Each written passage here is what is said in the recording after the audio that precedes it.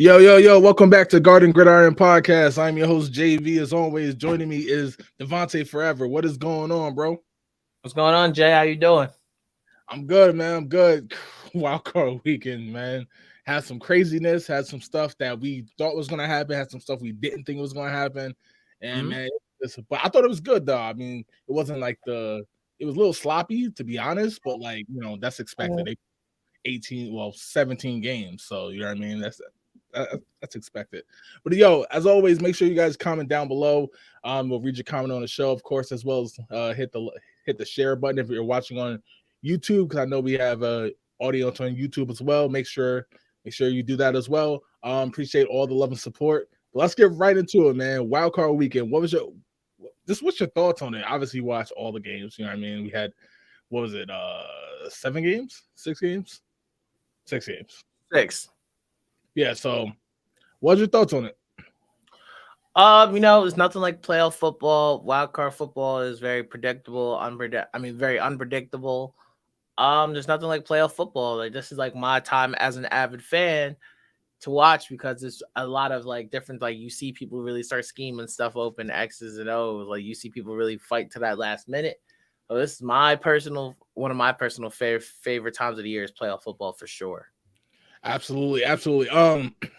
Yeah, man. Like, I thought the games were good. I know I had a few gripes with some of the officiating, more on a league level. And I made a post about it if you're with me on Facebook, about the offensive tackles and the guards getting jumps on the defenders. And that's not like the refs cheating for a team or nothing. That's literally the entire league. I think it creates I think that's why sacks are down. I know Bosa had 18 and a half, but amongst the league, they're down. You know what I mean? So I think they need to address that. But let's not bury the lead. Let's get right into it, man. So let's kick this off with the first game we talk about, man. And I want to talk about this Buffalo-Miami game. Coming into it, we both thought this was going to be an absolute blowout. Absolute blowout, right? I did have an upset alert if Tua played. I kind of thought that was a shot in the dark. But it was a close game. I had it backwards. I'm sorry about the graphic. Bills defeated the Dolphins 34-31. Skylar Thompson. A lot of newness on the Dolphins at the end of the quarter. I mean, at the end of the game, the fourth quarter. Lots of delay of games and stuff like that. Josh Allen threw 2 picks, and I believe he fumbled the ball. And look, man, obviously Buffalo advances. I think everyone in the world thought that was going to happen, but those 2 picks, I know we talked about him throwing picks the entire year, the turnovers, him thinking he's Superman. Are you concerned for Buffalo going into this game with Cincinnati? Can I say no? Like, all right, so yes and no. So yes, I'm concerned, but I'm concerned for Cincinnati at the same time. Like, they both have a high extreme level of concern because both their teams have really like glaring issues. So I would say I have concerns for them because they are a Super Bowl contender. But I have the same exact concerns for the Bengals because they are a Super Bowl contender. So this one really can go 50-50. But no, this is everything I pretty much have said for the last couple of weeks. This is Josh Allen has been throwing a lot of picks in the red zone. Like, they have not been able to, they drive down the field, drive down to the 10-yard line beautifully, perfectly. But for some reason, they have not been able to close in the red zone. So when you're doing that, and you're giving teams great field position, and you're allowing them to hang on and hold on, these are the games and trap games you get yourself into. But also, I would say I would give credit to Skylar Thompson. He didn't play that bad for a third string. Now, communication is what lost him the game with these stupid delaying games and all that. Like, that's what lost him the game. But Buffalo, I figured Buffalo were going to survive that game. I would have been shocked if Buffalo actually would have still lost that game. But I think Buffalo needs to figure out the red zone. If they can't figure out the red zone, they're going to have a really rough night, a really rough time with the Bengals. But you could say the same thing about the Bengals issues as well. Yeah. And as you see, we fixed the graphic just that fast. You know how we do. But yeah, man. In terms of Buffalo, look, I think this game they're going into is a matchup nightmare. I think Cincinnati is a tough game for anybody left in the playoffs, but especially the Bills with the injuries they've had. You know what I mean? And not only that, they're what was once a secondary, a depth is now a skeleton crew. You know what I mean? That's just how I feel. I know White is back, but he's not the same. He's coming off a horrific injury. Obviously, pass rush, no Von Miller and Milano and Tremaine, they look beat up, man. Like, and I get it. They're linebackers, right? They played 17 games. Like, they're beat up. So I'm not concerned in a sense. Like, if they were playing Kansas City or anything like that, I wouldn't be concerned from a physical standpoint, but from a defense standpoint, Cincinnati with how they run the ball, the offensive line, even though they started to struggle against Baltimore, they're physical. You know what I mean? And with the lack of Von Miller and the defensive line doesn't get much pass rush, so now they have to blitz. And Joe Burrow's excellence gets the blitz. I'm a bit concerned. As for Allen, I'm now at the point where you know what you're going to give at with Josh Allen. He's going to run. He's going to make the spectacular throw, like he hit the corner route to I believe it was Gabe Davis. That's what he does. But he also at times feels like he could throw the ball through coverage and not by coverage, and he's going to get picked. You know what I mean? So I expect him to throw a pick or two, and then we'll see how that game shakes out. We're going to talk about that game in depth in a little while. But yeah, so let's get to these comments real quick, and then let's keep going with the show. Let's go. Jessica Brown with the praise hands as always. Appreciate it. Danny B. Sousa, what's up, nephew? What's going on? What's going on? Tell me how you liking the playoffs so far. Hello, gentlemen. What's good, Pops? How's everything going? He said, does that say Dolphins defeat Bills? Nope. You didn't see a thing. We already fixed it. Then we got, do not be concerned about the Bills. They will come like the Bills all love. My Bengals lost 2 and damaged 1 offensive lineman. And the offense hasn't played well the last 2 games, but it will be an exciting game that Cincy will win 34-31. Same score, but this time Cincy on top. That's going to be a good game. We're going to get into our picks and stuff like that later in the show. But let's jump into the next game we're talking about. The next game I want to talk about is a game we all saw last night.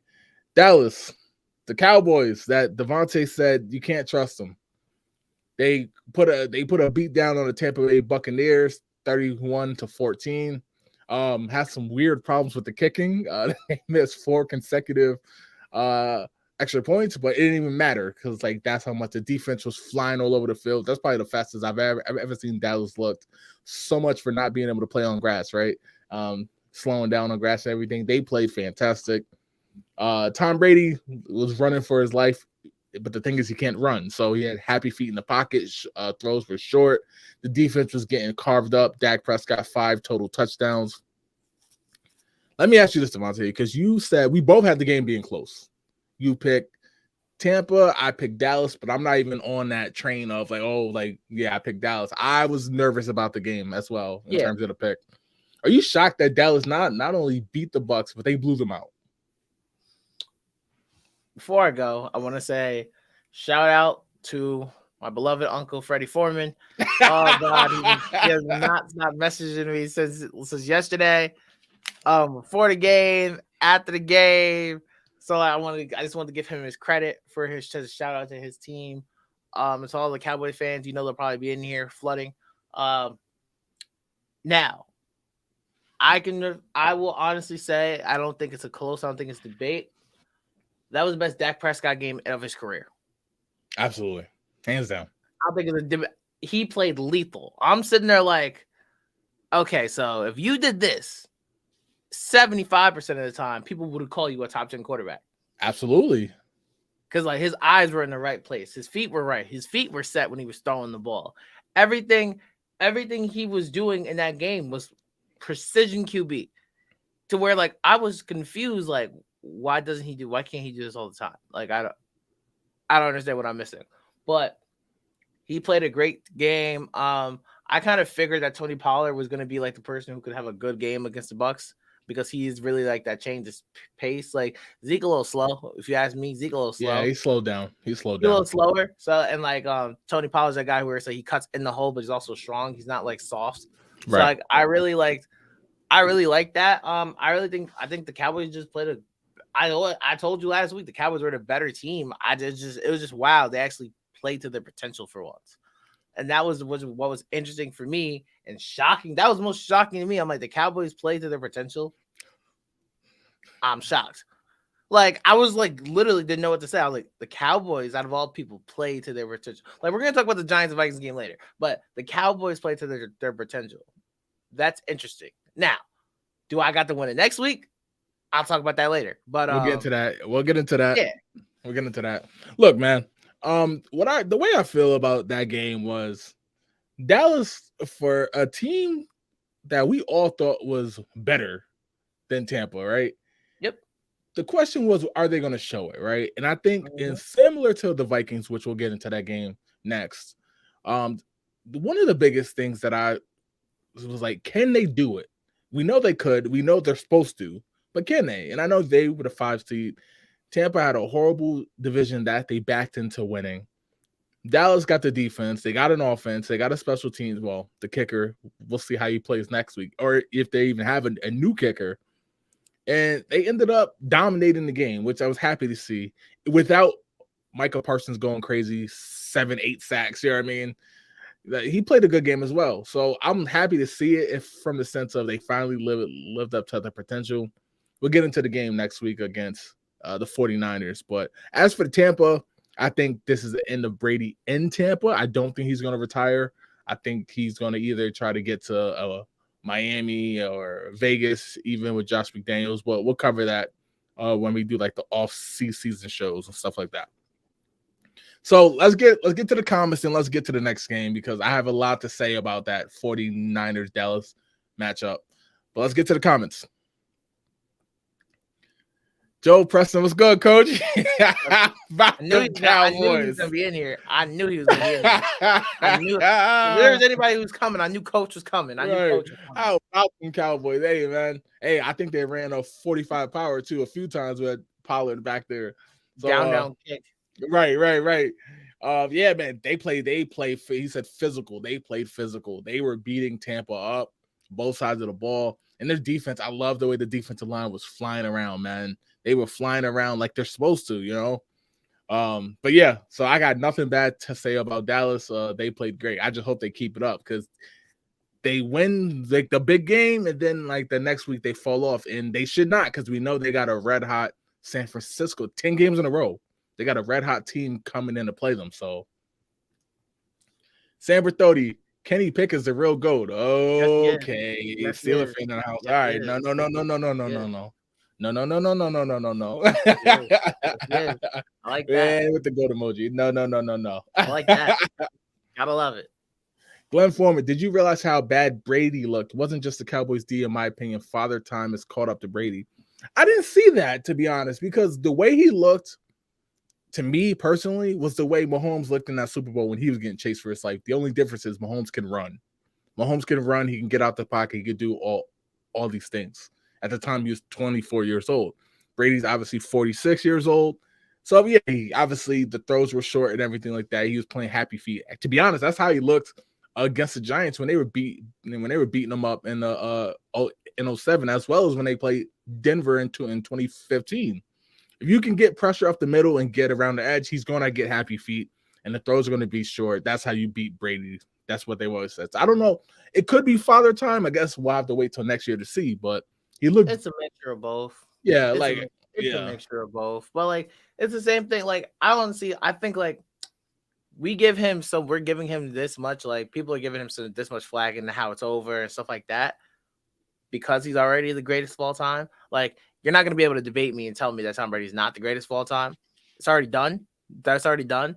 But like, got to the playoffs again. He had a horrible. This is probably his worst statistical season. Horrible. Got to the playoffs. Won NFC South. NFC South. My bad. Got to the playoffs again, and they lost. Most quarterbacks look very trash in their latter years. Only difference is he was supposed to look trash, to be honest, 8 years ago, 7 years ago, 6 years ago, 5 years ago. He just be able to stabilize it the longest. Right. So, like, my thing is, watching somebody play that long, of course they're going to get, of course father time is going to happen. Of course they're going to get slower. Of course they're not going to be as good. You want to take it to the NBA. You look at Vince Carter in his last year. You look at Kobe in his last year. You look at most people in the last year. They're not leading you to no title no more. I don't think anybody in here picked the Buccaneers to win the Super Bowl. No, Like, but everybody, Dallas was not a heavy favorite in this game for a reason. but I agree with you. But was that because of the Buccaneers, or was that because Dallas chokes normally against teams they're better than? Okay. Yep. All right. I got you. We walked into it saying you go by list by list by list. Dallas was the better team, but I didn't pick Dallas because we know what they do. We knew their history of what they do in big games. That's why we didn't pick Dallas. That's why we didn't pick Dallas at first, and they proved. I got you. So kudos to them. Kudos to Dallas. Right. Let's get to this next game. Cincinnati, Baltimore. This was a game that I never, even when watching it, I kind of never had any doubt that Cincinnati would win. Obviously Lamar Jackson didn't play. If you didn't see the game, and the backup played well, obviously, but obviously still a backup. But I think the big thing was it allowed the Ravens to kind of play like how they play with Lamar. It's just kind of toned down, right? But obviously the game turned on a big fumble recovery for a touchdown by Sam Hubbard, scooped and scored.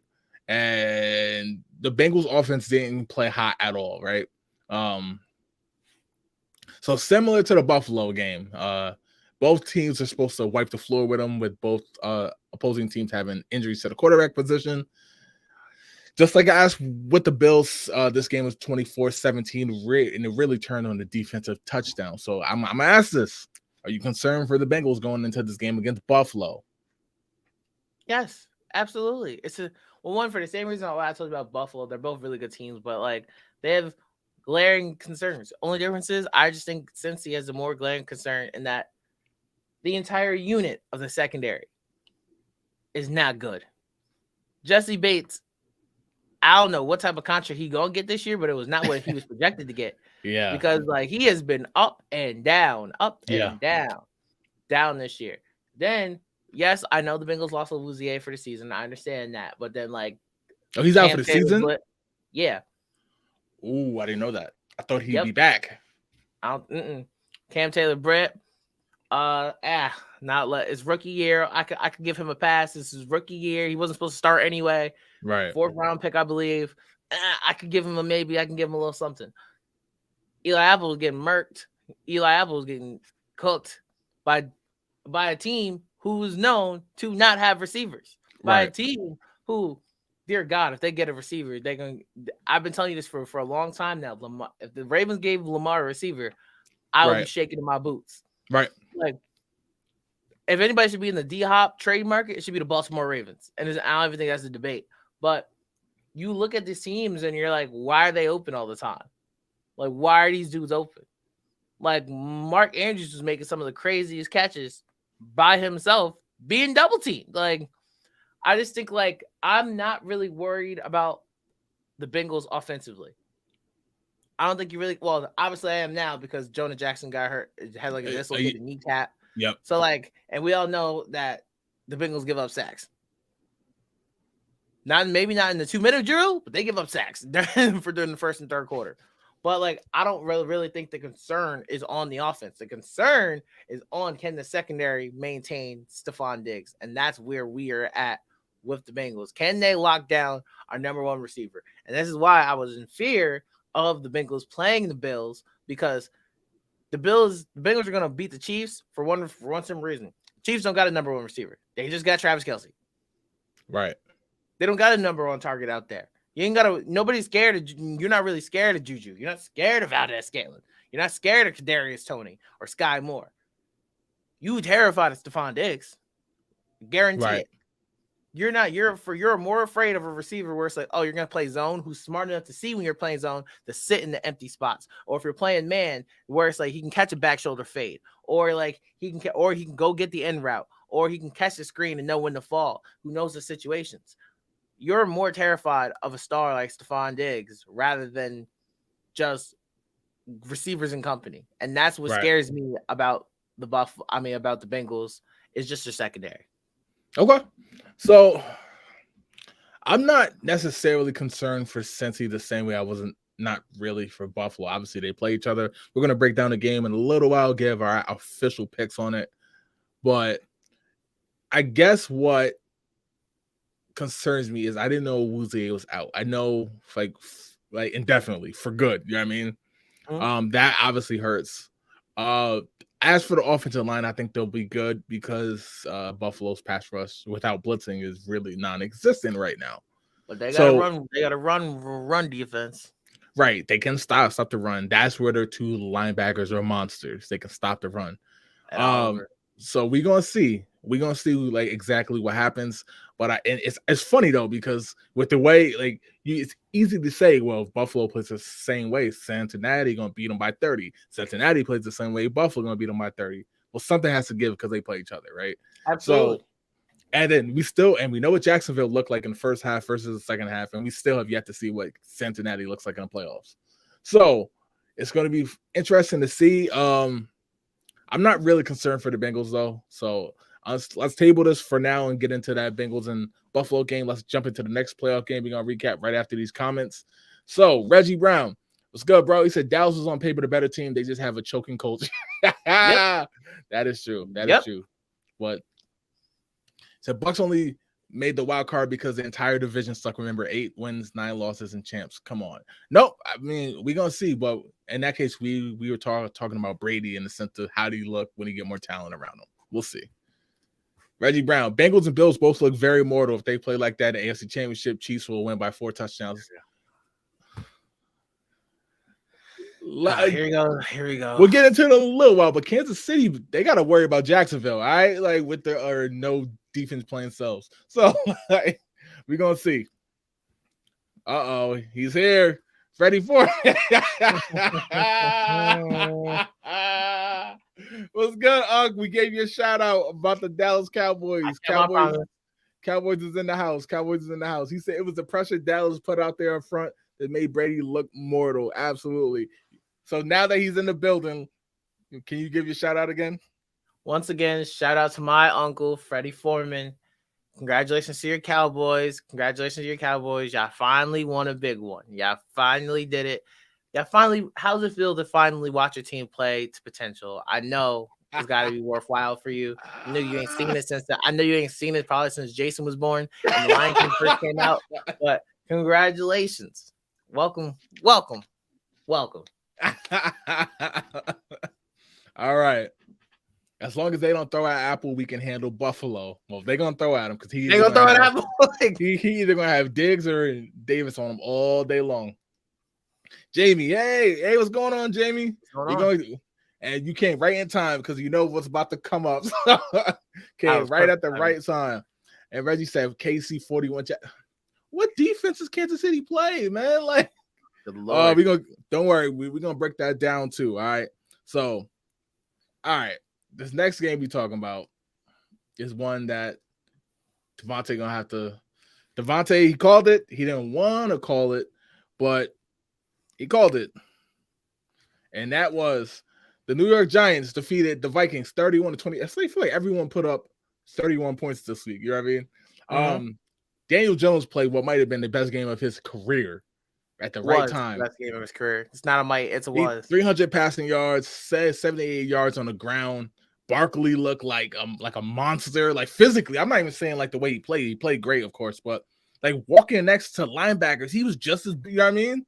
He was a monster. The Giants offensive line was nasty. Of course, at the end, Kirk Cousins, he throws a check down route on 4th and 8. It's like a 4-yard route, obviously tackle, game over. So obviously a lot of people are ragging on Kirk Cousins, but I'm going to start off with Devontae because obviously he didn't want to pick the Giants, but he picked the Giants. So I'm asking him, are you impressed with the Giants and how they won that game? Yes, I very well am because of how I'm very impressed on how they performed offensively. And I think you would have to be a liar to sit there and say you weren't impressed with how Daniel Jones played. That is the best Daniel Jones game he's ever played in his life. I haven't seen him play like that ever literally ever. I couldn't believe what I was watching. He was hitting open targets. He was running. He was reading things correctly. Saquon did Saquon. I told you guys that Saquon was going to run like his contract was on the line because it is. And all that was pay me, and pay me. That's all that was. And Daniel Jones has something to say too. Me and Jason been arguing off camera about this for like the last week and a half about what would I give Daniel Jones. He was saying that like it's probably gonna be over 100 million, and I was like, absolutely not. Now, he looked like $100 million like on a contract last week, but like now let's see, like do I think he can beat the Eagles? We'll talk about that later. But like it's gonna depend on how he goes out. How he goes out would tend to depend on how much money I would give him, especially guaranteed. The Vikings. The Vikings were horrible. I'm gonna say it. The Vikings were bad in every aspect of the game. Besides, Dalvin Cook probably was the only one who played somewhat hard. He's the only one. Absolutely. Dalvin Cook did everything he could. And then it came down to one offensive scheme. We can talk about this all day long. Offensive scheme and defensive scheme. Okay. The problem with the Vikings are they didn't scheme Justin Jefferson open at all. When you just put him in, when you don't try to scheme your player open, they're like, oh, Justin Jefferson's getting double teamed. Duh. Right. Duh.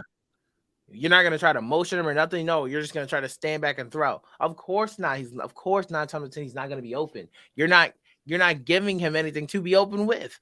Right. So then you want to first off, then you have the infamous 4th and 8 pass at the end of the game. Kirk threw it to his check down receiver. It's 4th and 8, threw a 2-yard pass. My problem is, why was that the play call? You didn't try to throw. I'm like, it's 4th and 8. You didn't try to throw a comeback route at the sticks of Justin Jefferson. Gotta run to the stick. Gotta run to the stick. You tried to just send him deep and try to have some little ugly little cross the middle. No, that wasn't gonna work. No. But this is exactly what we mean by Kirk Cousins playing 9 at a time at 1:00. I guarantee you this game, Kirk would have had a baller if it was at 1 p.m. This is at 1 p.m. Central Standard Time or something like that, to where none of the Eastern Standard Time people could watch it later. Oh, he would have had a ball. He would have had a ball game. But because it was prime time, the lights were on Kirk. Of course. Kirk, in the saddest part, Kirk was having a decent game until that one moment. He didn't play bad, right? He didn't play horrible until that one moment. It was like, all right, Kirk, what you gonna do? And he threw a 2-yard check down pass in the flats. Congratulations to the Giants. This is just another I told you so for the Vikings. What a disappointment. This game with the Vikings gave me deja vu.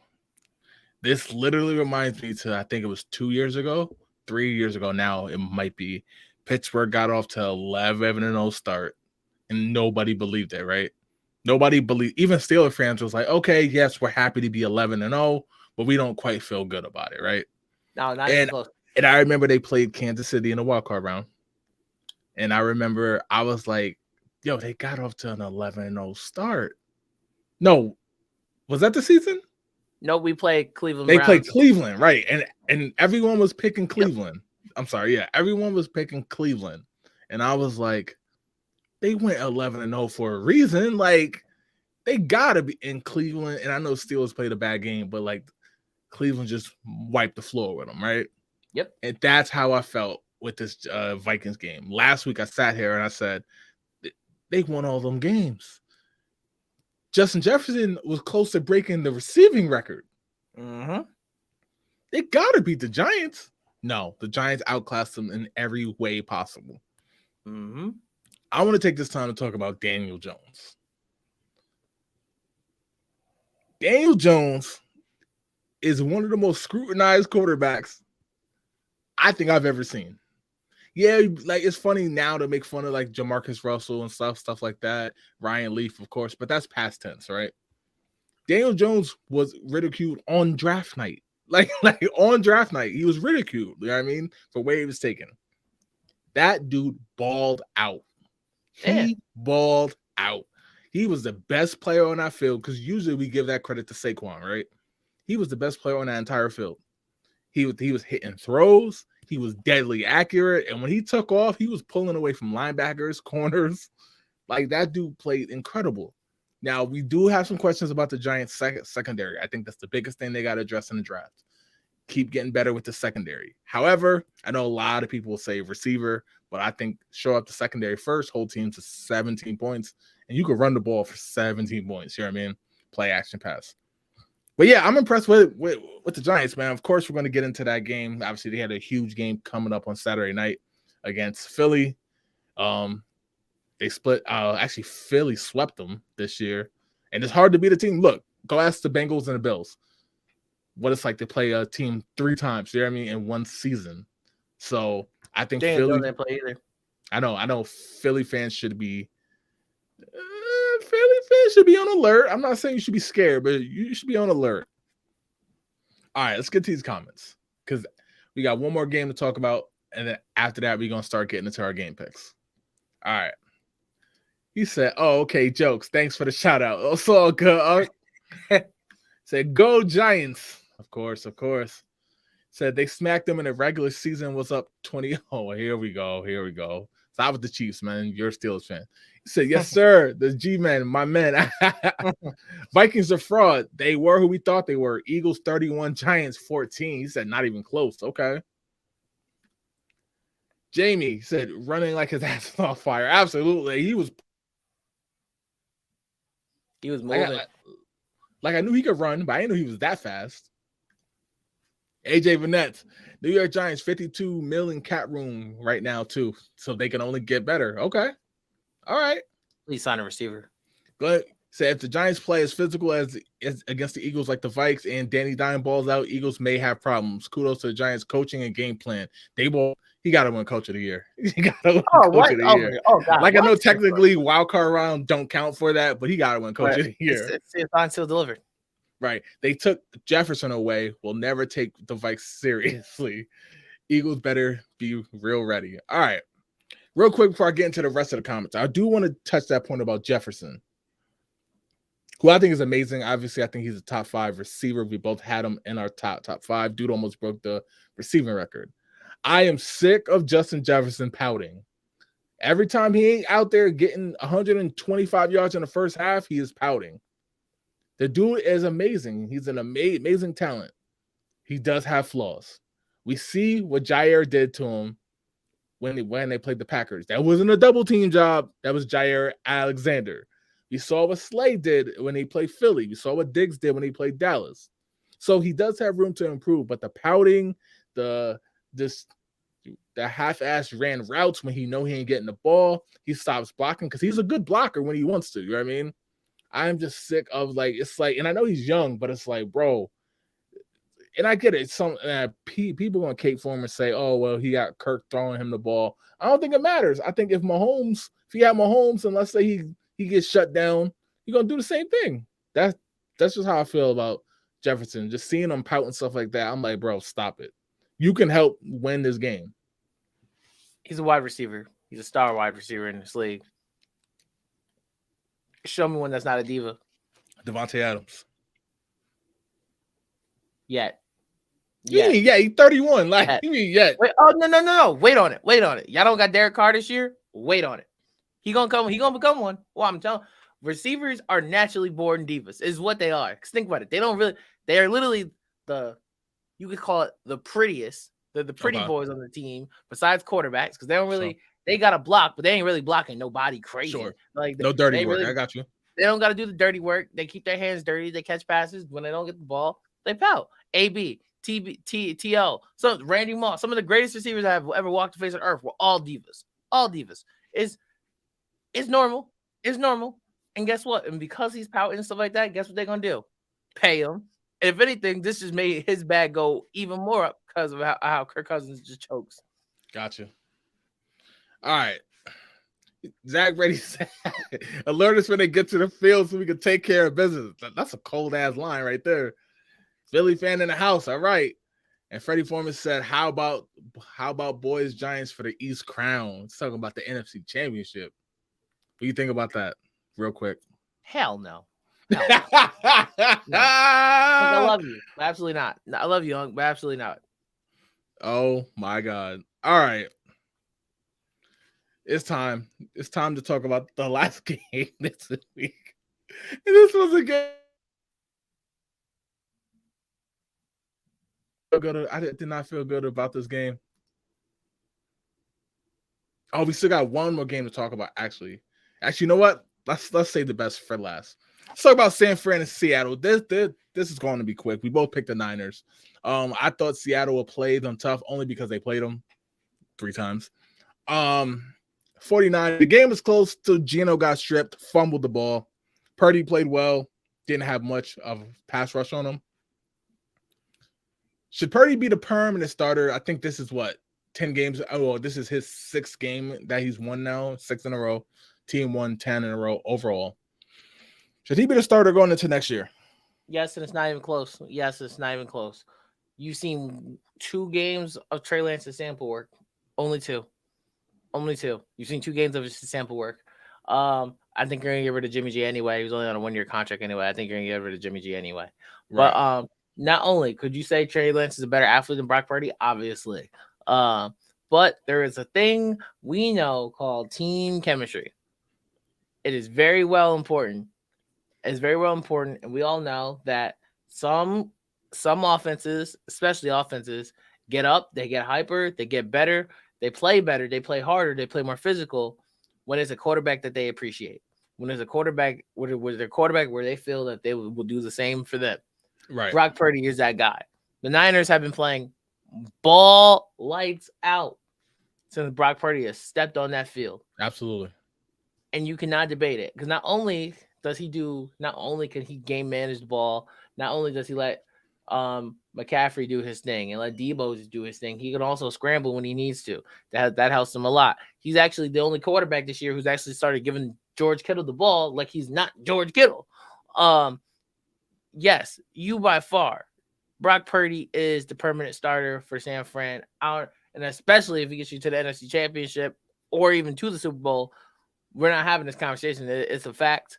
I think they should either try to trade Jimmy G or Trey Lance, get some picks back or something.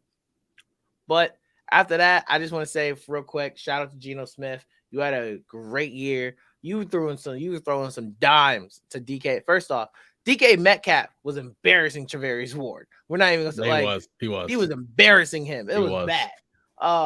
So shout out to him. I just want to say that. Shout out to Geno Smith. In my opinion, he's the comeback player of this year. I ain't trying to hear it. Geno Smith, you had a great year. The Seattle Seahawks probably are going to bring you back anyway, as they should. You had a great year. Nothing to hang your head about or anything like that, because nobody thought you was going to be here in the first place. Right. And I wanted to say that, and great job to Pete Carroll, because Pete Carroll won't win the Coach of the Year because the Giants will. But great job to Pete Carroll for even bringing this team this far. And Pete Carroll is old as Jurassic Park. So, I give him all the credit in the world. And that's my take on the Niners game. Right. All right. So, yeah, Purdy should be the starter. I think that's pretty self-explanatory, to be honest. I don't know what to do in terms of trading Lance or Jimmy G. Probably going to have to give it to them both, to be honest, because they both are going to want to start and find a new backup. But Purdy, he got to win the job. The team plays hard for him and everything like that. So, all right. With that said, let's go straight into the game which was just out of this world. Jacksonville Chargers. The Chargers led 27-0 late in the second quarter. I literally I was like, you know what? This game is a blowout. I'm literally going to go to the store. Now, I had every intention on listening to the game as I went to the store, right? I was like, you know what? Nah, I'm just going to go to the store. Went to the store, grocery store, blah, blah, blah. I literally got home, turned on the TV, fully expecting maybe 34-7, 34-14. I turned on the TV, and Jacksonville was kicking the game-winning field goal. And the Chargers had 30 points. And then I went back and I watched the game. And when I watched the game, I literally just typed out this question in real time, and this graphic has been like this. Devontae, what the hell happened to the Chargers? Okay. I'm going to describe this in the best way I can. Okay. So, there is one of the greatest movies ever. Came out in 1995, to be exact, okay? One of the funniest movies ever. It's called Friday, okay? And if you use that and you look at the LA Chargers, right? The LA Chargers was looking like Debo. They got Khalil Mack. They got they got Asante Samuel Jr. They got Chris Harris. They got all these dudes. JC Jackson from the Chargers. They had all these dudes, right? We heard nothing about. Oh my God, the Chargers need all free agency acquisitions. They're going to the Super Bowl, no doubt. They're about to get the Chiefs a real run for their money. Know what they were? They were Debo. Debo walking around, snatching chains, just punking people, making Red go home.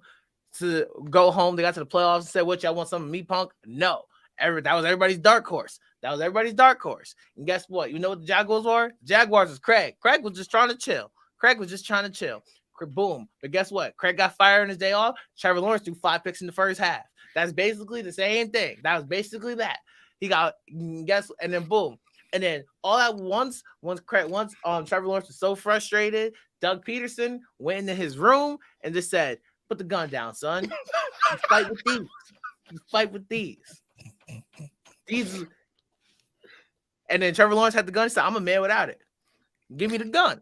So the next thing you know, boom, they was about to fight. They was about to fight again in the second half. And the Chargers came out and said, "Come on, Craig, get knocked out like your daddy used to." And guess what happened? And guess what happened? Trevor Lawrence put down the gun and he beat the brakes off of those Chargers with a brick. That's exactly what happened. He beat the brakes off those Chargers with a brick. Brandon Staley should be fired. It is now, I think it's a debate. Brandon Staley should be fired. I know they fired Joe Lombardi already. Yep. Fire him too. For somebody who's supposed to be a defensive coach, what was you doing? Right. Why would you didn't realize that, oh, we got the lead. Why don't we run the ball? Right. How smart that would have been to just run the ball, win the game. No, but they let them get all the way back into it because they are the assembling of Debo. Just a big bully who everybody was afraid of until he got knocked out and hit with a brick. And then watch next year. They'll probably play again because it was that funny. They'll probably play again, and they'll be outside like next Friday, and Debo come out like, "This is the rematch." And it's gonna be a new coach like, "Yeah, you got me, my baby brother." Yeah, that's what's gonna happen. Yo, that game was a clinic on bad coaching.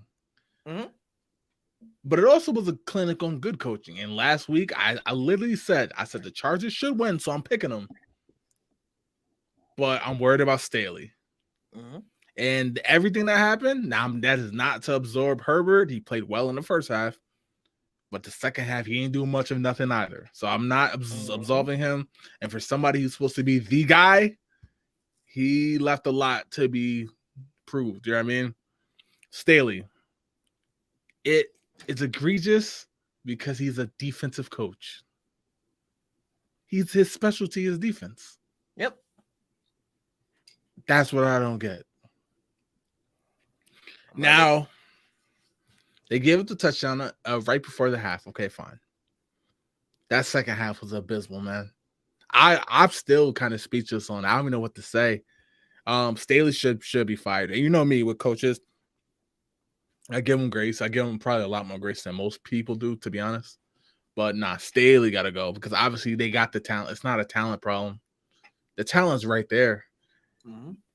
But the problem is, it's just the ridiculousness, like the defense, man. Like, and Herbert, the way he reads defenses, I know he could throw the ball physically with the best of them, but the way he reads defense, man, it bothers me. Like, but I want to give a lot of shout out to Doug Peterson, man, because for sure, bro, talking about not quitting, the way they finished that game, and you throw 4 picks and then a fumble. You know what I mean? You throw 4 picks and a fumble, and you somehow calm he's still a kid. I mean, obviously a grown man in the sense of the world, but he's young in the league, and to calm him down and get him going and tell him like, hey, remember why you are the number 1 pick.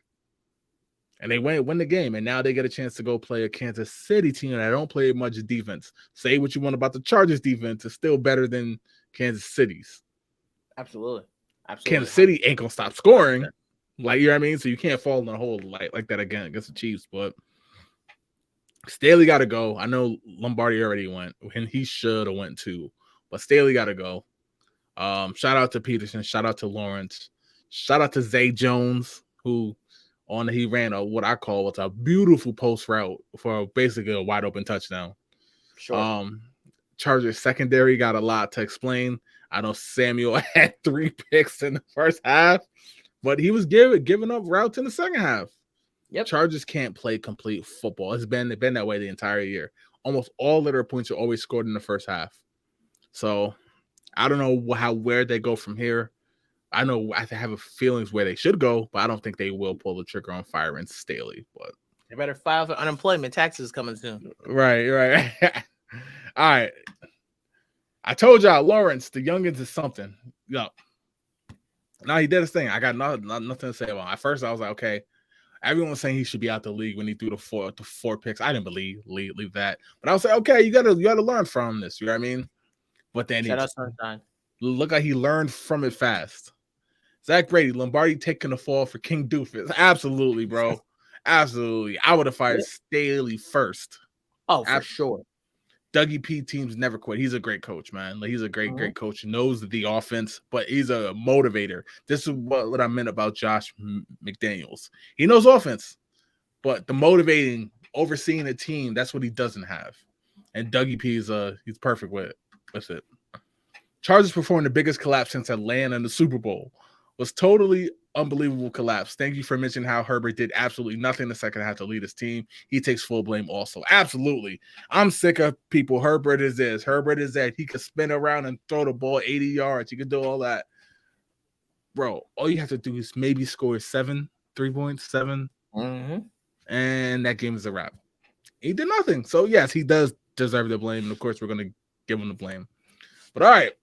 So, now that we've covered the games, now it's time to get into the picks. And now, as you see, the graphics just changed over from Herbert to now the number 1 seed Kansas City Chiefs are hosting Jacksonville Saturday, 4:30 p.m. Chiefs beat them 27-17 earlier this year. So I got to ask, do the Jaguars have a chance against the number 1 seed Kansas City Chiefs with what's likely to be the MVP in Patrick Mahomes? Yeah, they got a chance. Absolutely. As long as the Chiefs have no defense, like the Jaguars definitely got a chance. They got a chance to put up. But I will tell you this though: if he has a rough start like he did last week, they going home. Right. Like the Chiefs are, Andy Reid and them boys are not a team where you could do that and try to come back. They will put you to sleep if you screw around. Hell, they're usually the comeback kings. Yeah, like if you don't get a head out on them, or you like play around and let them go up 14-0, just say goodbye. Like that's just because that's how great of an offense they really are. Like if they go up 14-0, just go home. They're gonna put you to sleep. You gotta force them to play defense. Exactly. You have to, or it's not going to be pretty for you. As a Steelers fan, played them twice in the playoffs. I watched it happen back-to-back years. It was destruction. I think the Jags definitely have a chance to win this game, but I think it's going to be a very good game. So with that being said, I have the Chiefs winning by 10. I have the Chiefs winning by 10, but it's not like a big, it's not like a 10-point lead where it's like the game was never close. I just think the Chiefs pull it out maybe in like the middle of the fourth quarter instead of like a late minute, 2-minute drive or something like that. I think they just get that. I just think they get that 10-point lead by 6 minutes left in the fourth quarter, and it's just too much to come back from. But I think the Jaguars will play a good game, and they're going to show that they're here and that they're alive and that they're present. And I think that's the best thing you can ask for, especially from a young rookie quarterback like Trevor Lawrence. So I think not a rookie, but you know what I mean. I think this is going to be a very good, very great game, and I think it's going to be two of the better offensive minds going against each other. Yeah, I think the Jags have a chance, 100%. In fact,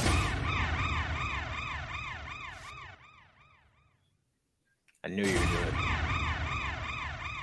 How did I know you were going to do this? Upset alert! Look, man, all jokes aside, the Chiefs' defense, I don't think is that good. I think despite Mahomes throwing 400 yards, 40-something touchdowns. I think their receiving core is worse. I think this is where they'll miss Tyreek Hill, just like Tyreek Hill missed Mahomes on Sunday against the Dolphins. All the Jaguars got to do is take the lead.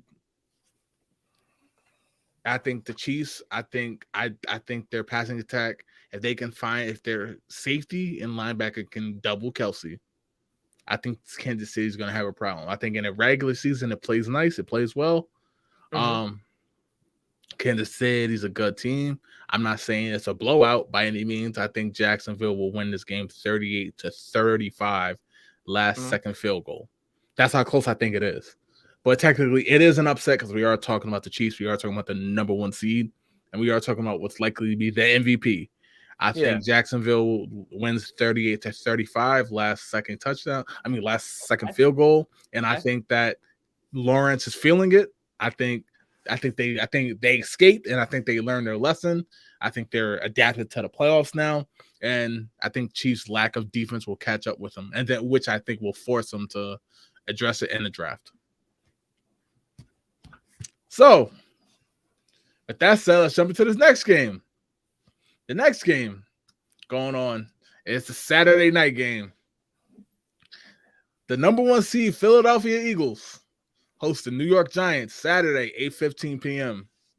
Eagles swept the season series, but it's important to note the Giants did not play many of their starters in Week 18. That score, I believe, is 22-16. And Philly, their starters kind of struggled with the Giants' backup. Hurts, obviously, shoulder injury. Played in the game, but did not run the ball much. And that's what is key. So I'm going to ask this. Can the Giants pull off the upset? No. No. I like Daniel Jones. I like Jalen Hurts. I like Saquon Barkley, but the one thing what the Eagles where they are really bad at is attacking the middle of the field. Passing wise. Right. The Eagles have a good run defense. I don't think Saquon's going to be running that crazy like he was last week against the Vikings. Sure. What this game comes down to is, do I think Daniel Jones will outplay Jalen Hurts? No, I don't. Why? Just off the strength of they have the way better talent at the wide receiver position than the New York Giants. Absolutely. They have people who can get open at a drop of a dime. The Giants do not have that. And on the other side, when you got Bradbury and Darius Slay as your corners and not those garbage Vikings corner, like you know what I'm saying? When you got a secondary who can play football, that's why I will go with them. But the thing is, about this game, I don't see it like Reggie seen it. I don't see this game being some massive blowout. I see this game being the Eagles win 23-17. I think this is going to be a very physical, punch you dead in the face, not like fight. This is going to be a dog fight game. I think this is going to be a very defensive game. I don't see this being some super duper blowout or 34-31 high scoring game. I think this is going to just be a fight. But the only difference is I think that the Eagles will win this fight 10-7. So what do you got for the final score? 23-17. 23-17 Eagles. So you have both number 1 seeds advancing. Let's see. Yep. All right, man. This game is tough. This game is literally tough. I think Philly, despite having name talent, I think their run defense leaves a lot to be desired. I'm not taking much from that Week 18 game. I know Philly's game plan was watered down, obviously, because they knew it had a feeling they might play the Giants. Plus the backups were playing. You don't need your full playbook to play backups. I get that part. I'm not saying that. The Giants, obviously the lack of receiving, although Hodges did play a hell of a game against the Vikings, but that secondary that Philly got ain't the Vikings. You know what I mean? Mm-hmm. They're monsters. Philly got speed, things like that. The run defense is what makes me a little nervous about Philly. Because it's not name-wise, name brand. Like, you know what I mean? They got the names. It's just for some reason people can get loose on them. You know what I mean? They gave up 5 yards a carry. That's about 25th in the league, which is playoff-wise ain't good because especially if you look at the teams left in the playoffs. So I'm a little worried about that sense. Hurts, This is what bugs me. So I read that he still is hurt. Obviously, to go, but he ain't 100%. Mm-hmm. And I'm not worried about him throwing the ball. I'm worried about him running the ball and how much will they run him. Because when he can run, get tackled. Okay. Because when he could run, that's when he's even deadlier with the pass. You know what I mean? And I think Philly would be smart if they could see if he could win this game by throwing. Now, if you got a tough and run, take off and run, right? But I'm really nervous in the sense of how many called runs, design runs are they going to give him? Now he got receivers to throw. Goddard, he got Brown, he got Smith. So I get it. He got guys to throw to, but I think they are going to need to run the ball with him, not just Sanders and the crew. I think with him the game. If he even makes it through the game, because like, make no mistake about it, he is hurt. Like, this is not no easy injury. He'll be fine. Tape it up. He's gonna play, but he's banged up. So with that said, how did I know you were gonna do this? Yo! Oh my god! How did I know you were gonna do? How did I know you was gonna do this? Upset alert! Upset alert! Upset alert! Upset alert! Upset alert! Both teams, both number one seeds will go down. The Giants will win this game 21-17. Daniel Jones, his escaping the pocket, running out the pocket, I think will be the call. Saquon will be okay. He's not going to 150, 200 yards. I'm not doing all that. I think Philly, I have a slight feeling they're overlooking this Giants team. And I think this is the true sense of an upset. I know my Philly fans in the comments, I know they're going to kill me. But I just have a slight feeling. Wild card Super, you're getting on this wild card New York Super Bowl, like that's what. No, because I don't think they can beat San Fran. So no. I'm not doing that. But what I'm saying is, I think this is because of the injury to Jalen Hurts. I'm going with the Giants. If Hurts was 100% healthy, then I think Philly would win. But he is not. Therefore, I think some of their playbook is compromised. Therefore, I'm going Giants 21, Philly 17. Let's get to these comments because I now see them pouring in. Let's get to these comments. All right. Said also play the super vanilla game plan. Absolutely. Week 18 was watered down for a lot of teams who were playing for nothing. I also want to take this time to mention Staley playing Mike Williams in that game against the Broncos, him getting hurt, therefore not available for the playoffs. That should be why he should be fired. I forgot to mention that one. AJ Vanetz called you a Giants hater, Devontae. He called you a Giants hater. It's all right. It's all right. Zach Brady said 31-20 Eagles. Jamie said, I just want to drink from now until then. It's good. Yo, it's good. We both had it close games. You know what I mean? We both had it close games. Milt Maloney came at the right time. Eagles. I got Philly. Hurts going to just crush the Giants. Okay. Tommy J. Burgess going on. He said, going to say it. Go Bills. Okay. So how did I know you show up? That's funny. Jason, put that wacky stuff alone, bro. Must be a radio. Hey, man. Ain't no hate here. I'm just saying.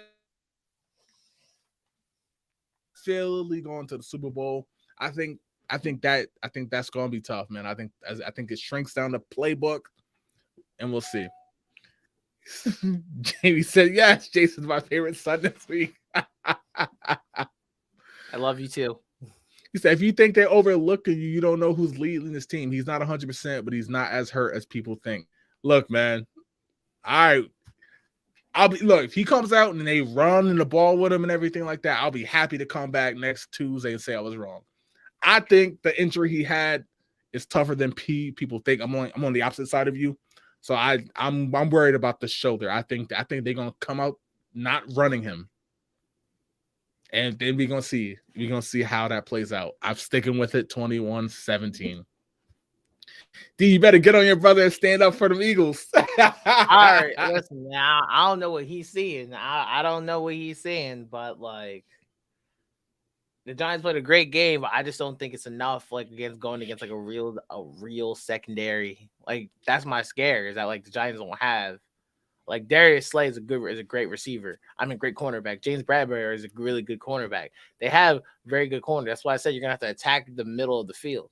But when you're attacking the middle of the field, with who is what scares me.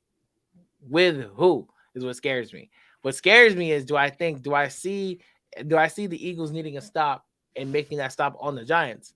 Yeah, I do. Yes, I do.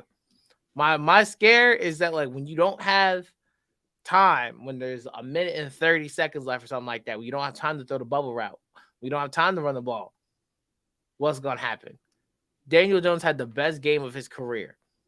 Do I see him doing it twice in a row? No, I don't. No, I don't. He gave a valiant effort. But do I think this is the end of the road?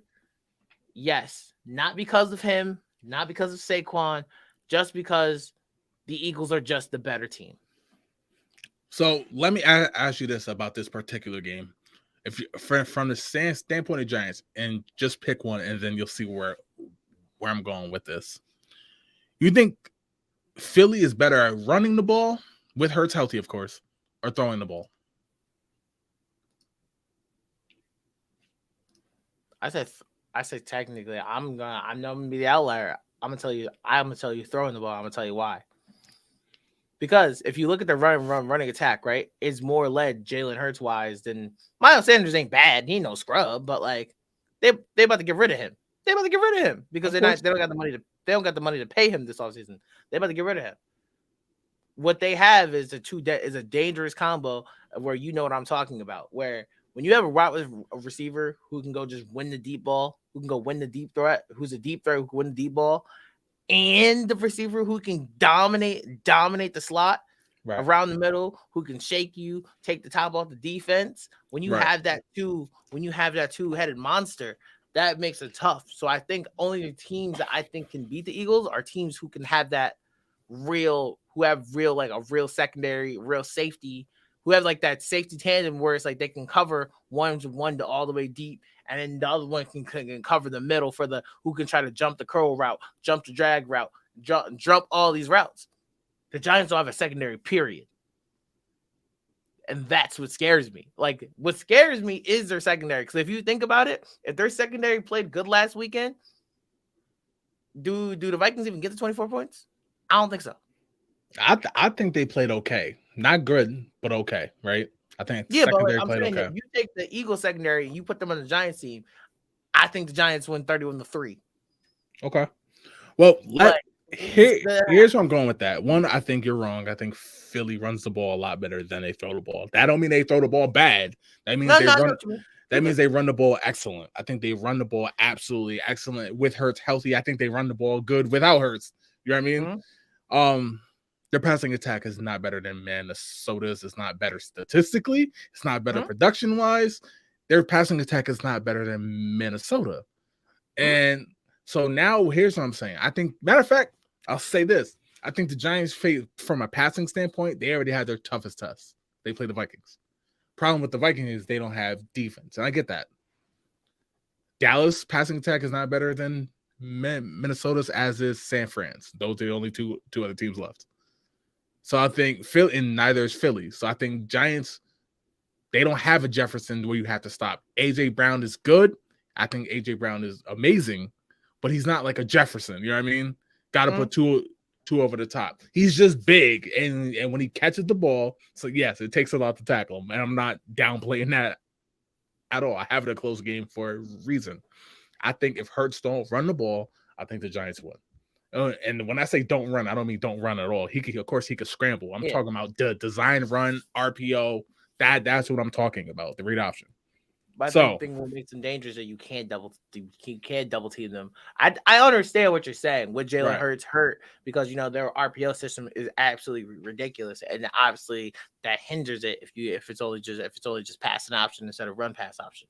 I get exactly what you're saying, right? But like, my point is that like the thing about the Eagles makes them tough to beat is that you really can't double either of them. That's the point. That's the point where it's like they're just gonna have to sit there and play, man. Like they're gonna have to just sit there and play coverage, and that's what scares me about. That's why I'm not comfortable picking them to where it's like it's not like they're just the obvious choice. You play the Titans. You put everybody on the box. No matter what, you put everybody on the box. Try to stop Derrick Henry. You put 11 hats in there and play man to man. You can't do that with you. You can't do that with the Eagles receivers. You can't just take one away because the other one can burn you too. And that's what scares me about the Giants. Okay. Keep getting to the comments. Said Eagles downplaying the injury. I agree. I know some people say he's not as bad. I think they're downplaying it. Wildcard Super Bowl Giants Magic Devontae, you gotta believe. I ain't say all that now. I ain't say all that. We're not doing this. I ain't say all that. Just get the next comment. Let's go to the next comment. We're not doing that. I ain't say all that. I got nothing to say on that. Just skip to the next comment. Said Daniel run game going to be the difference in this game. That's the thing, man. I mean, the way he takes off. And Eagles, I love the interior pressure, and I know Hassan is amazing. I've said this all year. If you remember, I hate the way they play contain with the edge rushers. They do not contain, and that's what I can't stand about Phillies. Other than that, their pass rush is good. You know what I mean? But they don't contain. And I think with Daniel Jones playing like he want to get paid, I think that's going to be a problem. And here come the Philly fans. Plus, Eagles got a lot of guys back healthy too. That is true. I still think it's going to be a close game. Oh my Lord! He thinks it's better at throwing the ball. Guys, I hate them both, so I'll pick the refs to hack up the game with the highly unnecessary calls. Game into the tie. That can't happen. Oh, that can't happen. Said laughing, bro. Get out of here. We're gonna have a lot to revisit next week. Absolutely, I'll be here. Make sure you here when they lose. All right. Said he will run but slide and not take hits. Now that's different. If he's smart enough, I think Hurts is a warrior. I think Hurts, even if he had to walk out the game with no shoulder, I think he's gonna try. But are they going to call the design runs is my question. All right. With that said, let's get to this next game we got cover, right? All right. That is the last upset alert because I don't think either of these next two games are upsets. Cincinnati, Buffalo. We talked about this when we kicked it off, man. I think this is a tough one. Obviously, the game was suspended. Obviously, DeMar Hamlin, who's still recovering, still praying for him. But now, here we go. Divisional round, Cincinnati at Buffalo. The weather's supposed to be pretty good for Buffalo. No rain, no snow. About 34 degrees at kickoff. Who wins? This is the hardest question you've asked me all year. And I'm going to tell you why. Is because this is basically asking me who's coming out of the AFC as a Super Bowl going to the Super Bowl, because both of these teams are going to beat Kansas City. Yeah, that's how I feel about this game. Either or team will beat Kansas City and go to the Super Bowl. With that being said, I think this game comes down to how the Buffalo Bills Chiefs game last year came down to, whether on literally what quarterback got the ball last. What quarterback has the ball last and with a chance to win this game. And because I think this QB needs it more for his legacy, his status in this league, because I believe he needs it more. I say the Bills edge it out and squeak it out. And the only reason why I think they're going to edge out and squeak it out is because I think the Bills are going to win by a field goal, not a touchdown. You got a score? I got the score being 34-31. I think the Bills edge it out barely. They barely get this W. This game's going to be back. You know what? I take that back. No, scratch the score. It's going to be 45-42. High scoring game. High scoring game. Be a super high scoring game. Back and forth, back and forth, back and forth, back and forth, back and forth. Cincinnati is incredibly capable of winning this game. I just think it's going to come down to, I think it's going to go into overtime and play those ugly. It's going to be like the NFL ratings thing, basically. This game's going to come down to overtime. It's going to be those ugly, stupid rules that make no absolute sense. It's going to happen, and then Buffalo's going to kick the field goal to win the game. I think this game means a lot to Josh Allen's career. But I will also say, if Joe Burrow wins this game, Joe Burrow is knocking on Patrick Mahomes' door. He will kick Josh Allen out. He will kick Josh Allen out of the number 2 spot that people put him in. Joe Burrow will be knocking on Patrick Mahomes' door on if he's the number 1 quarterback in this league. And I think if Joe Burrow goes on and beats Patrick Mahomes again, Joe Burrow will be the best quarterback in this league. And I stand on that. I think this game is that close. It is a thin hair between these teams. You can go either way. no matter what somebody says in the comments of why the Bengals might win or why the Bills might win, you're not going to hear an argument from me. I think it's that close. They're that even, and they're that well matched. All right, so I think there's one thing operating here that a lot of people don't want to talk about, and I think that is the Damar Hamlin situation. I think the Bills are fired up to make it magic happen. You know what I mean? It feels like a movie. You know what I mean? Damar is recovering. This talk, he might even be at the game. Obviously not playing, but he might be at the game with the squad. And I get it. To me, it comes down to two things. the Von Miller injury, him not being there, is crucial. To me, he's just as, and when it comes to these playoffs, he's just as important as having your quarterback healthy. You know what I mean? He's that good. With him not being there, that pass rush is not the same. It's not even close to the same with him gone. You know what I mean? And I think although the Bengals have a beat-up offensive line, I think that's going to be a tough matchup. On the flip side, Davis is a star in this league, if you ask me. Stephon Diggs. Yeah, Stephon Diggs is a star in this league. I'm a little concerned about the Bills. Jamar and T. Higgins, basically. I'm a little concerned about the run game of the Bills. I know who they have. You know what I mean? But again, do you really want to just keep running the ball with Allen? You know what I mean?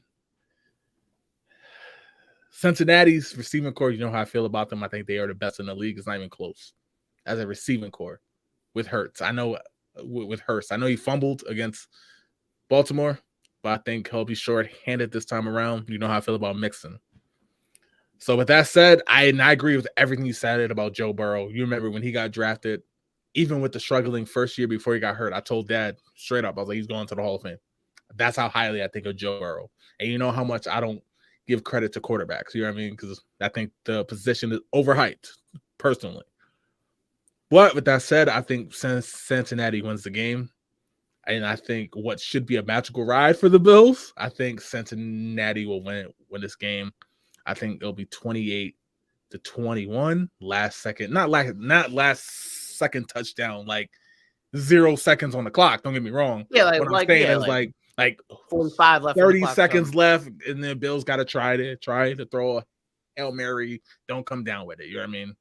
Yeah. I think Cincinnati wins. I think Joe Burrow goes on. I do think they go and beat the Chiefs. I think they go to Super Bowl. So let's get to the comments. All right.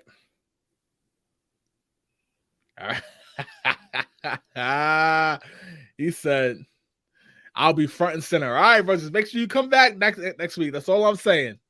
Said Freddie might be my favorite foreman this week. Said Fred having flashbacks of his old day of poker. Tommy J. Burgess, we know you're going with the Bills. Bills Mafia. We know you're going with the Bills.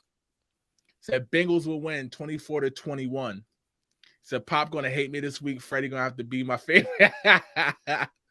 Jamie said the Bengals. Okay, so it's split. Like, we all agree. It's going to be a close one. This is an evenly matched game. My house going to be rocking that night. It's going to be rocking. Absolutely.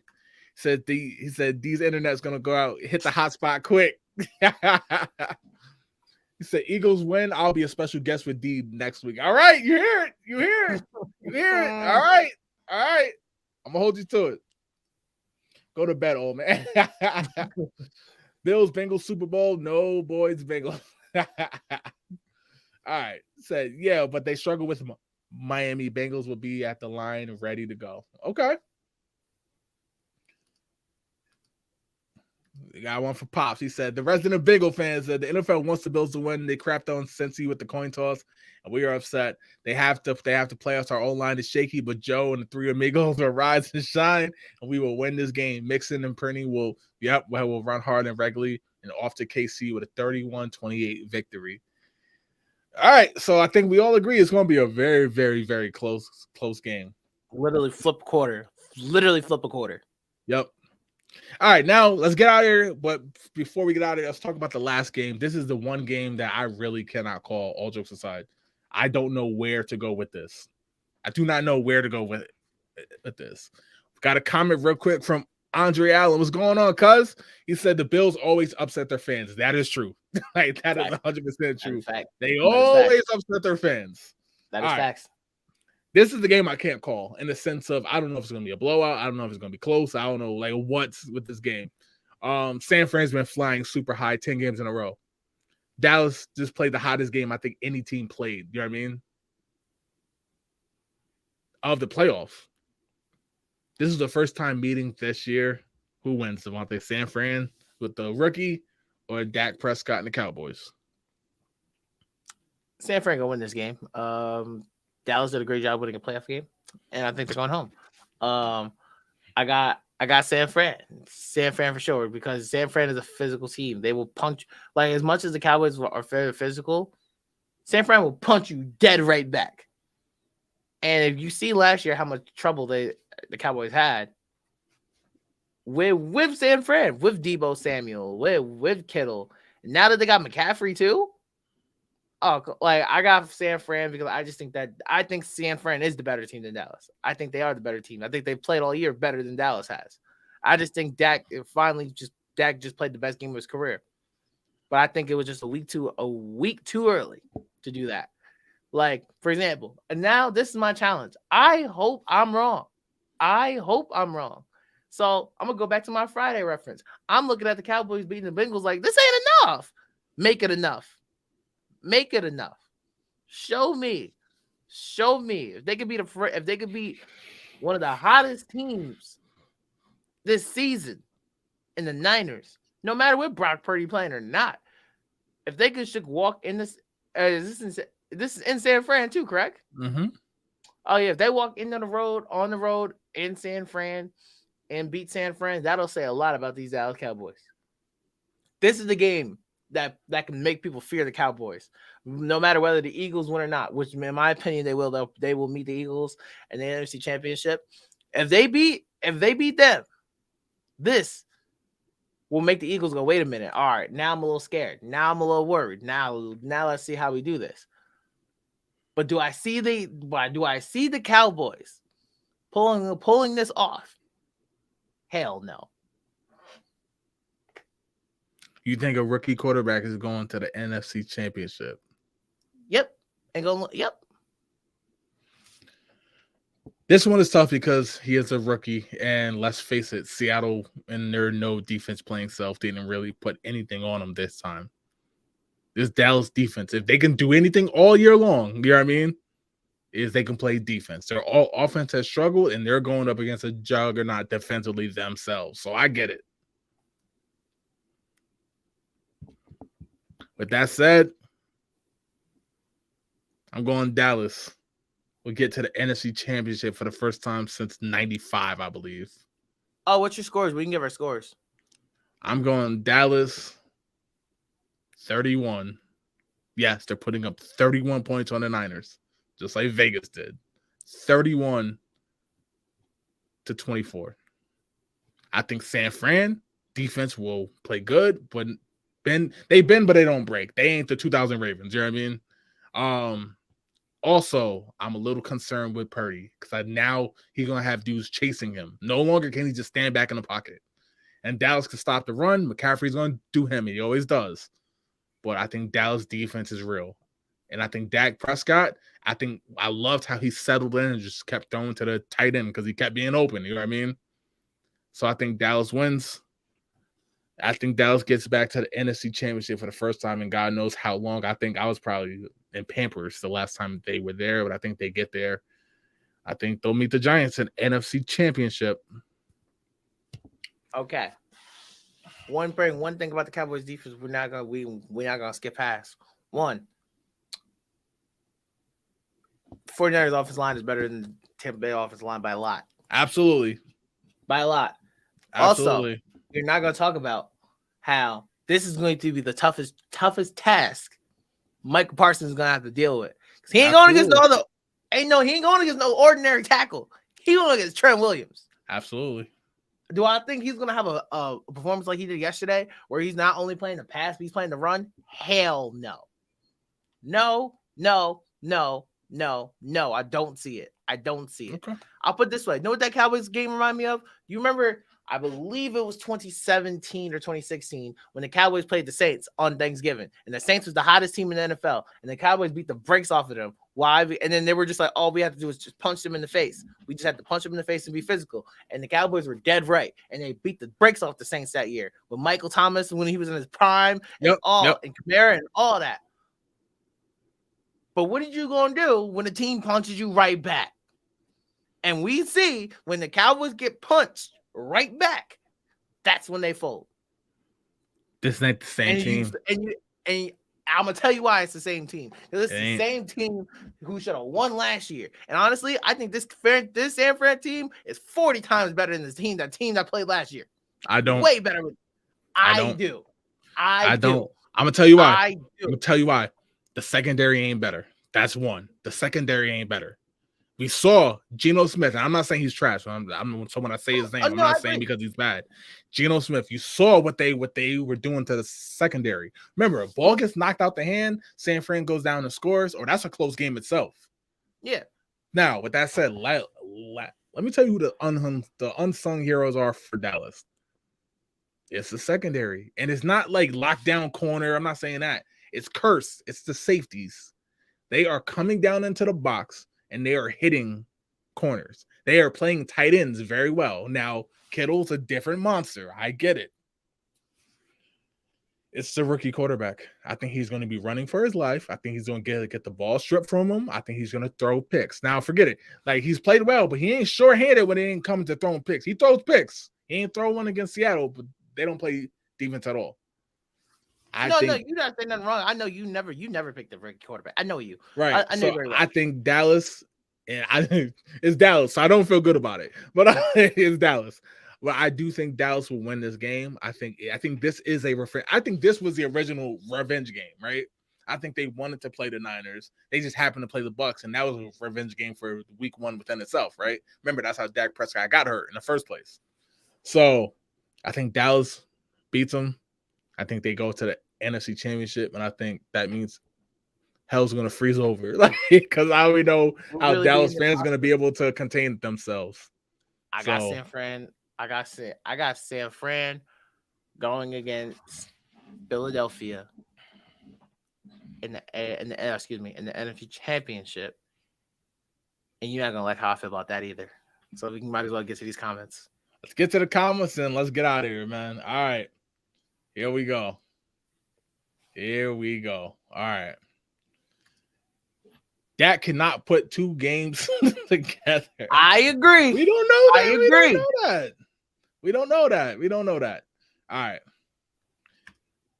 Andre Allen, I'm here. What's good, cuz? Said versus 126-year-old Brady. Yes, of course. Okay. Flip a quarter again with the coin toss. Tommy Burgess, he's all yours for a week. The coin toss. I forgot about that. Dallas better bring it. San Fran's going to spank them, though. I think it's going to be a close game. I think Dallas is just on a revenge tour. This is eerily starting to remind me of that Baltimore team where they weren't better than the Patriots. I don't care what nobody say. They were not better than the Patriots, but they beat them. You know what I mean? They weren't better than the Broncos either, and they beat them. I think this is starting to remind me of that team where the talent ain't better, but they just playing harder. I think Dan Quinn about to go on and get himself a second head coaching job ASAP. Freddie Foreman, boys 35, Niners 31. That San Fran defense can be had too. When they get the momentum, they roll, but that defense is not what everybody says it is. They ain't dominant. Neither is the Cowboys defense. No. I'm not saying that. But I think they're closer than what people think. That's what I'm saying. I don't. Now, Bosa's a mom. He's a monster. They don't got an answer for that. I think Dak under pressure is better than Purdy under pressure. I agree, but also I don't know who I don't think can guard Deebo Samuel in any shape, form, or fashion. Trayvon Diggs running the ball, not as a receiver, and can Purdy get him the ball? I think he will be. That's what I don't think. I think Purdy. I think what the Niners do is the Niners are going to make the Cowboys play man to man. Trayvon Diggs is not a man to man corner. That Raider game, you know why the game was close? Because Max Crosby wouldn't stay out of Purdy's face. And Dallas can get pressure, and all the Niners kept doing to keep Purdy safe is run the ball. Dallas can stop the run. That's what I'm worried about. Like, if I'm a Niners fan. I know we got Niners fans in here. We're about to get to some of their comments. I know I'm a villain today, right? I'm playing a heel like it's wrestling, right? I know. I think Trevor Williams is going to handle Michael Parsons. That's my point. That's not even the same side. Parsons, one, he moves sides. around. He flips sides. He moves around, but guess what? He plays with speed. Big Trent gonna have to sink down. He's a big dude. He gonna have to sink. You know what I mean? And I think another thing is like they're not gonna be Mike Parsons is gonna be a non-factor in the run, like he has been most of the season. I don't know. We're gonna see. We're gonna see. San Fran, he's rolling with San Fran too. Okay. Because they played a horrible team, goodbye, Dallas 49ers will take this. I think the 49ers, they're rolling a little bit too high. We know Seattle don't play defense, so I'm not sold on Purdy in terms of that. He still should be the starter, though, going forward. Dak cannot, okay, we said that. Dallas would beat the Niners, hit the upset special. Purdy will not be Purdy at game's end. Boys 21-17. Purdy going to throw 3 picks, Devontae. Dad just trying to meet Cocky at the end. Dad just trying to meet Uncle at the end. Dad just trying to meet Uncle at the end of the Super Bowl. Hell no. That's what it is. That's what it is. Oh, I don't know if the world could take that. Both their teams make the Super Bowl. Oh, hell no. You said true that. He said if they stop Dak, they good. Okay. Say hell no. All right. Eagles are praying Dallas shows up to play. Oh, he's saying Phil. You don't want to see San Fran either. Okay, that's interesting. I agree with that. E-Man, what's going on? Niners fan in the house. He said 49ers 27-17. Okay. All right. Said San Fran D is beastly, bro. There we go. Okay. I know, but they good. They're going to shut that run game down, I'm telling you. I think both run games are going to be shut down. Oh, no, Jason, no. Look, we do agree on something. If the Cowboys play physical and tackle, they will win. It's the tackle. No, they can't allow Debo to break 10,000 tackles. You know what I mean? They got to get him on the ground. Phone's dying. Love the show, guys. Come on Saturday. Appreciate you checking out the show, of course. Appreciate it. If it's a shootout, Cowboys. I think he's rolling with the rookie. You know what I mean? Basically saying like the rookie's not going to be able to hang in a shootout. I can understand that. Miko, what's going on, bro? You tagged Shane Brzezowski, the resident quarterback. All right. He said, means they coming to Philly and getting whipped. He said, regardless, whoever. He said, D got my team. He said, D got my team going to the bowl. We're going to hold that. We're going to hold the picks until championship weekend. All right. He said, Dak looks like he can't get right under pressure. Unc said, love you guys. Love you too, Unc. He said, don't worry about Dak. He'll be great. All right. So those are our picks. Devontae, roll it down one more time. Jacksonville, KC. Who you got? KC. I'm rolling with Jacksonville in the upset. All right, next up, Devontae. New York Giants, Philadelphia Eagles. Who do you got? I'm going brotherly love. We going Philly. I'm going Giants in the upset. Cincinnati, Buffalo. I'm rolling with the Bengals. Who do you got? Buffalo. Slightly. And last but not least, Dallas, San Fran. I'm rolling with the boys getting back to the NFC Championship for the first time in a long time. I got San Fran by 10. San Fran by 10. Those are our picks. I think this is the first time we are obviously opposed on both sides. Can't wait to the next show so I can prove that I went 4-0. Devontae went 0-4. Right. But yo, you're right. But yo, that's all we got. Appreciate you guys checking out the show, hitting the share button. Next week, we will be back to talk about their results. And of course, look forward to championship weekend. Can't believe how fast the season is going. But I'm JP. I'm going to catch y'all next time. Devontae, let them know where they can find you. At Devontae Foreman and everything. Jay, once again, I'll see you this weekend. Absolutely. Gridiron podcast. We'll be back next week. We out. Peace.